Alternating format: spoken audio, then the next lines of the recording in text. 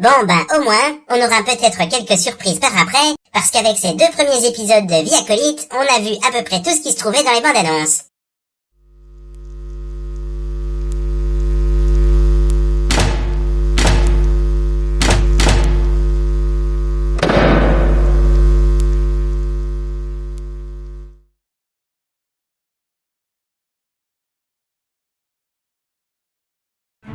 Chers terriens, bonjour et bienvenue dans cette petite critique qui sera consacrée à la nouvelle série Star Wars. Bonjour Will. Bonjour Gus. Oula, t'as déjà l'air remonté toi. Oui voilà, je vais pas prendre des pincettes, c'était nul. Alors pas nul au même titre que la postlogie, non, qui racontait n'importe quoi, n'importe comment, sans plan d'ensemble, parce qu'on peut me dire tant qu'on veut que les films originaux n'étaient pas clairement définis à l'avance, au moins l'idée globale était déjà sur le papier. M'énervez pas. D'accord, on t'écoute. C'était nul comment alors? Disons qu'au niveau de l'histoire, ils n'ont pour l'instant rien fait de mal. En même temps, jusqu'ici, ça n'a pas raconté grand-chose. Mais c'est mou, enfin, c'est pas possible. On en vient à regretter tous ces films d'action de seconde zone qui ont abusé de la shaky cam pour imiter les Jason Bourne en beaucoup moins bien. C'est vrai que niveau baston, on a déjà vu beaucoup mieux, Un petit comparatif en termes de vélocité, regardez.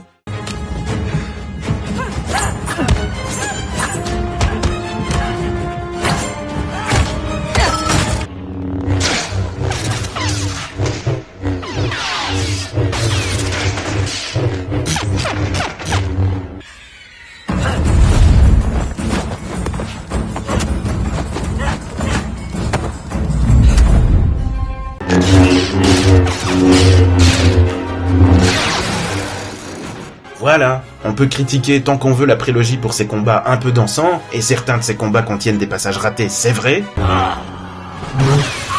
Mais au moins de temps en temps ça déménageait, c'était impressionnant. Là ça va à 2 à l'heure. C'est du kung-fu pour enfants en fait. Alors parlons-en du kung-fu, moi j'étais plutôt pour. Je me disais que ça allait être le style de combat de certains Jedi, tandis que d'autres se montreraient plus traditionnels et auraient plus facilement recours au sabre. Et pour l'instant tout le monde fait du kung-fu là-dedans. Oui, qu'est-ce que c'est que ça, sérieux, on est dans Star Wars.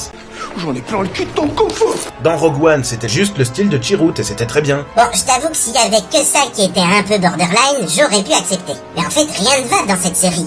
Presque rien, oui. Les effets spéciaux sont bons, mais ça, on a l'habitude maintenant. Oui, c'était bien dans Ahsoka, très impressionnant dans la saison 3 de Mando, les équipes savent y faire, ça c'est clair. Mais alors, pour le reste... Déjà, au niveau découpage, cette série est une catastrophe. Tout a l'air fourré à la va-vite, et certaines scènes tournent carrément au ridicule, tellement c'est plié en 30 secondes. Bon, attention spoilers, on vous a prévenu en début de vidéo, Sérieusement, c'est quoi cette scène à la fin du premier épisode? Le méchant de dos, en plein jour, qui fait un petit discours risible tellement c'est court, et qui allume son sabre laser rouge pour rien, comme ça, dans le vide. Et c'est vrai que c'est nul ça, il fait quoi après? Il joue avec?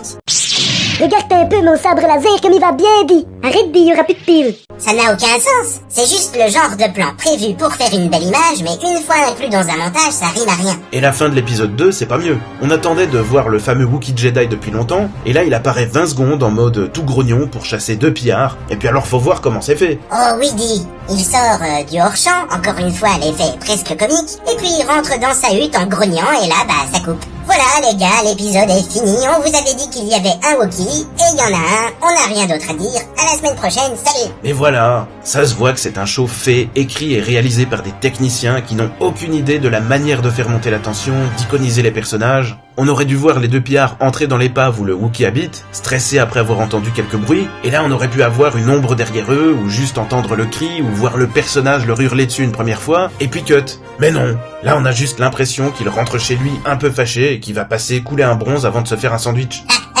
Mais c'est clair. En même temps, comment veux-tu prendre le temps de développer correctement les personnages, de les présenter sans précipitation pour savourer le moment, avec des épisodes qui dépassent à peine les 30 minutes quand on enlève les génériques? C'est une arnaque ce format, vraiment. Et si parfois ça passait avec les épisodes de Mando qui avaient des histoires plus isolées, là ça commence méchamment à se voir. Ah ouais, ça va pas le faire du tout si ça part comme ça, J'ai vraiment trouvé qu'il y avait rien à se mettre sous la dent, même la musique est insipide. La série n'a même pas un thème principal. Ils s'en foutent mais à un point. Mais alors au niveau des fanatiques de Star Wars, ça mange tout, Il y a 2 sabres laser, quelques nouvelles planètes, et voilà, ils sont aux anges. Ouais, on lit des trucs du genre, c'est la meilleure série Star Wars, le matériau le plus proche de la vision de Lucas. Lavez-vous les yeux, mon Dieu, quoi. Bon du coup, je plaisantais sur ta mauvaise humeur, mais j'avoue que je suis assez d'accord avec toi.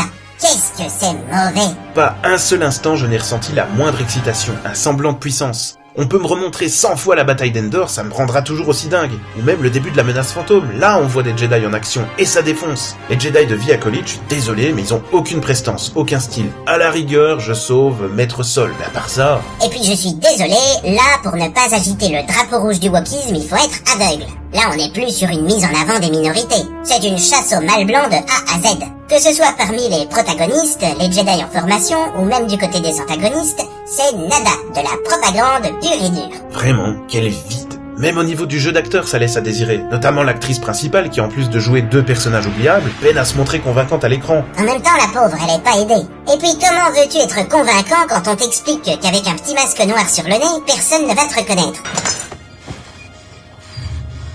Toi. Cache tes cheveux, au moins, banane. Dialogue insipide, décor encore une fois très serré, je n'ai ressenti aucune grandeur dans l'univers présenté, on est toujours à l'étroit. Non, je suis désolé, y a rien qui va cette fois. Même la série sur Boba, je l'ai défendue pour sa bataille à la fin. Mais là non, pour l'instant c'est sans saveur, sans talent en termes d'écriture et de réalisation. Insipide, vraiment. Voilà. Eh ben, vivement la semaine prochaine, on verra si ça s'améliore un peu. Mais pour lancer une série, ces 2 épisodes étaient vraiment au-dessous de tout. Merci de nous avoir suivis, chers terriens. Désolé pour les fans de tout ce que fait Disney avec cette licence, mais quand c'est vraiment pas bon, c'est vraiment pas bon. Zut à la fin. Merci de nous avoir suivis, n'hésitez pas à nous détester avec courtoisie dans les commentaires, ou à nous laisser un pouce en l'air et à vous abonner si vous êtes d'accord avec nous. À la prochaine, salutations lunaires.